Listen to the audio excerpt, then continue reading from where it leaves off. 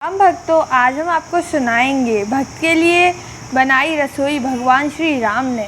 बहुत साल पहले की बात है। एक आलसी लेकिन भोला भाला युवक था, आनंद। दिन भर कोई काम नहीं करता, बस खाता ही रहता और सोए रहता। घर वालों ने कहा, चलो जाओ, निकलो घर से, कोई काम धाम करते नहीं हो, बस पड़े रहते हो।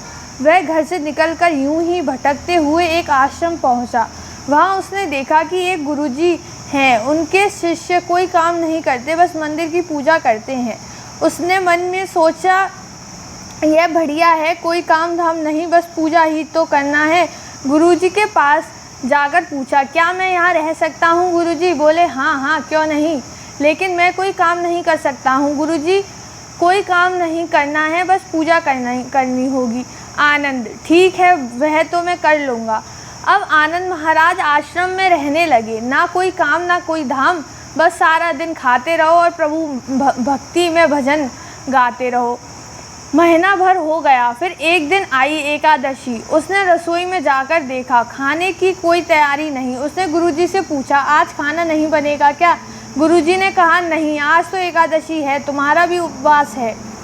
उसने कहा, नहीं, अगर हमने उपवास कर लिया तो कल का दिन ही नहीं देख पाएंगे। हम नहीं कर सकते उपवास, हमें तो भूख लगती है, आपने पहले क्यों नहीं बताया? गुरुजी ने कहा, ठीक है, तुम ना करो उपवास, पर खाना भी तुम्हारे लिए कोई और नहीं बनाएगा। खाना भी तुम्हारे लिए तुम्हें खुद ही बनाना पड़ेगा। मरता क्या न करता। गया रसोई में। गुरुजी फिर आए। देखो, अगर तुम खाना बना लो तो राम जी का भोग ज़रूर लगा लेना और नदी के उस पार जाकर बना लो रसोई। ठीक है। लकड़ी, आटा, तेल, घी, सब्जी लेकर आनंद महाराज चले गए। जैसा तैसा खाना भी बनाया। खाने लगा तो याद आया, गुरुजी ने कहा था कि राम जी को भोग लगाना है। लगा भजन गाने, आओ मेरे राम जी, भोग लगाओ जी, प्रभु राम आइए, श्री राम आइए, मेरे भोजन का भोग लगाइए। कोई ना आया तो बेचैन हो गया कि यहाँ तो भूख लग रही है और राम जी आ ही नहीं रहे।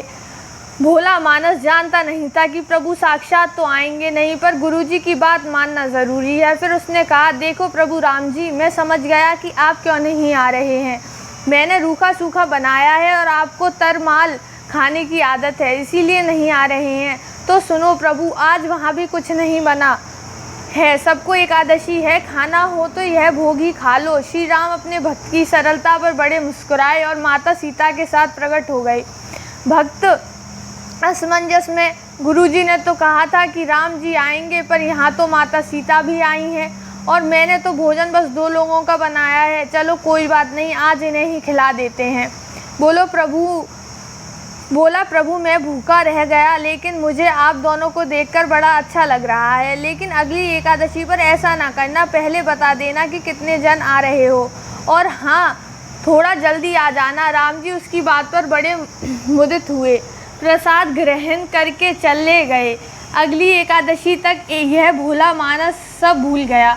उसे लगा प्रभु ऐसे ही आते होंगे और प्रसाद ग्रहण करते होंगे। फिर एकादशी आई। गुरुजी से कहा, मैं चला अपना खाना बनाने, पर गुरुजी, थोड़ा ज़्यादा अनाज लगेगा, वहाँ 2 लोग आते हैं। गुरुजी मुस्कुराए, भूख के मारे बावला है, ठीक है, ले जा और अनाज ले जा। अब की बार उसने 3 लोगों का खाना बनाया। फिर गुहार लगाई, प्रभु राम आइए, सीता राम आइए, मेरे भोजन का भोग लगाइए। प्रभु की महिमा भी निराली है। भक्ति के साथ कौतुक करने में उन्हें भी बड़ा मज़ा आता है। इस बार वे अपने भाई लक्ष्मण, भरत, शत्रुघ्न और हनुमान जी को लेकर आ गए। भक्त को चक्कर आ गए, यह क्या हुआ, एक का भोजन बनाया तो 2 आए, आज 2 का खाना ज़्यादा बनाया तो पूरा खानदान आ गया। लगता है आज भी भूखा ही रहना पड़ेगा। सबको भोजन लगाया और बैठे बैठे देखता रहा।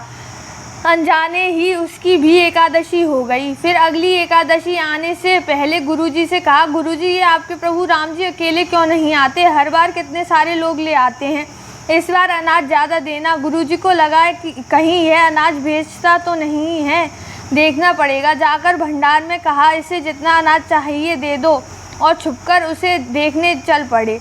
इस बार आनंद ने सोचा, खाना पहले नहीं बनाऊंगा, पता नहीं कितने लोग आ जाएं, पहले बुला लेता हूँ फिर बनाता हूँ। फिर टेर लगाई, प्रभु राम आइए, श्री राम आइए, मेरे भोजन का भोग लगाइए।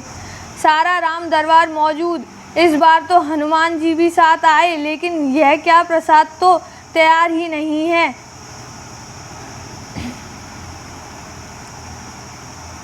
भक्त ठहरा, भोला भाला बोला, मुझे इस बार मैंने खाना नहीं बनाया।